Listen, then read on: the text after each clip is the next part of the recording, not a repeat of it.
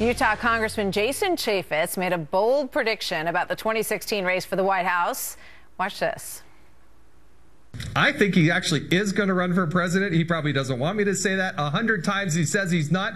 But Mitt Romney has always accomplished what he set out to do. I think he's proven right on a lot of stuff. I happen to be in the camp that thinks that he's actually going to run, and I think he will be the next president of the United States.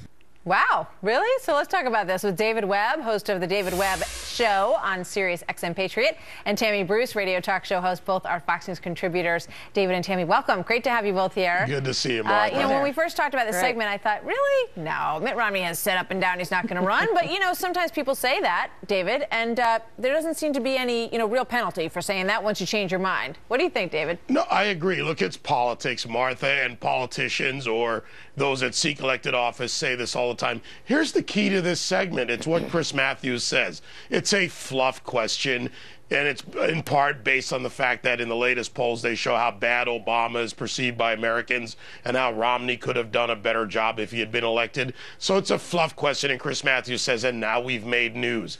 It's a fluff piece. There are so many things that are more important right now in this country that we really need to focus on. It's not the poll numbers. It's the 288,000 jobs, of which 275,000 are part-time. Let's focus on issues. We've got a border crisis. And, Matthews, he lives in the fluff world. This is what we get. I hear what you're saying. Let's pull up that poll and show it to everybody at home and get Tammy's thoughts on all of this. This is the poll that got everybody sort of revisiting this issue. Better off with Mitt Romney as president? 45% say yes, we would be better off. 38% say worse off. 10% say about the same. That comes from Quinnipiac. Tammy, what do you make of all this?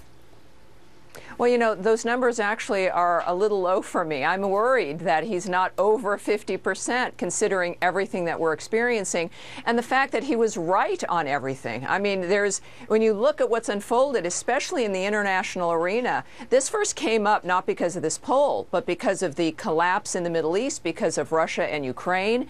And Americans are saying, well, wait a minute, maybe experience does matter. So I think that it matters. And I know we've got a lot of issues on the plate here, but it's not going to matter. We could do all kinds of things for the next 2 years, and if Elizabeth Warren becomes the president, we've got some trouble. So Republicans have got to realize, and we've got to be thinking about the fact that Americans might want a do-over of the last election with a man who clearly has been proven correct. Now, will the Romneys want to do it? That becomes an issue because, frankly, they weren't treated very well for being the proper choice back then. And obviously, this is a chance for Americans to get it right and to get somebody in who can make a difference. Remember Mitt Romney saying that he wasn't even really that enthusiastic about the second run for the presidency, but that his wife, Ann, really encouraged him to run, and she felt like he could make a difference in the world. It's hard to imagine that they would be ready to rev it up for a third one.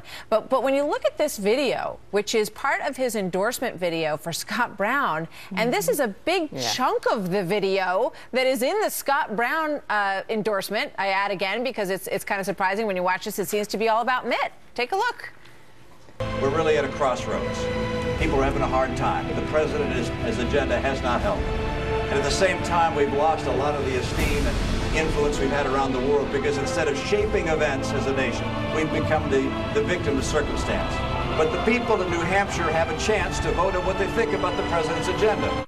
David, what do you make of that? Smart. It's very smart. Mitt Romney lives there in New Hampshire. He does well in New Hampshire. And the fact is that, and I was up there with Scott Brown just a few weeks ago, he's being well received. Romney is a positive influence because he's a turnaround specialist. This is someone who saved the Salt Lake City games. This is someone who has built businesses, someone who knows how to govern and make tough decisions. Yeah, but David, I may not agree with all that of them, he tried 2 times so far in presidential elections. The American people have had 2 shots at having Mitt Romney for president, and now, you've got the Chris Christie factor, you've got Jeb Bush in the ring. I mean, who do you think? I'm going to give you both a quick shot at this.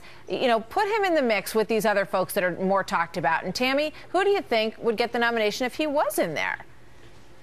Well, let me remind you, it took Reagan 3 times as well, so it wouldn't. There's precedent for this. I think Scott Walker is a very interesting individual this time around.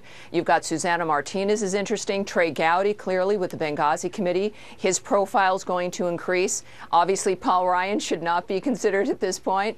I think that Mitt Romney is a statesman, and this is what Americans are missing. If you attach him to another governor like Scott Walker, I think they can't miss. And if they move away from the GOP machine and have an organizing balance that is from the outside, they also would do, I think, considerably better. All right, David, weigh in quickly if you can. Tammy is so dead on about this, and it's the point of building coalitions. We can disagree and agree on parts of policies with candidates, but what we really need to do is find a statesman, find a leader who believes in American exceptionalism and has demonstrated the skill sets we need to govern. We can pair them together, put up a good candidate. But folks, it's 2014. My admonition to everyone out there, we've got to take the Senate and send bills to this president. We've got to stop the Harry Reid and Obama agenda, or by the time we get to 2016, we're going to have a host of problems that no one presidency will fix. The thing that makes politics so much fun is watching for these surprises, and they happen, and things turn out the way nobody thought they were going to turn out, and we've seen it time and time again. So we'll be watching. Tammy, thank you very much. David, thanks to you as well. Good to see you, Martha. Jenna Lee,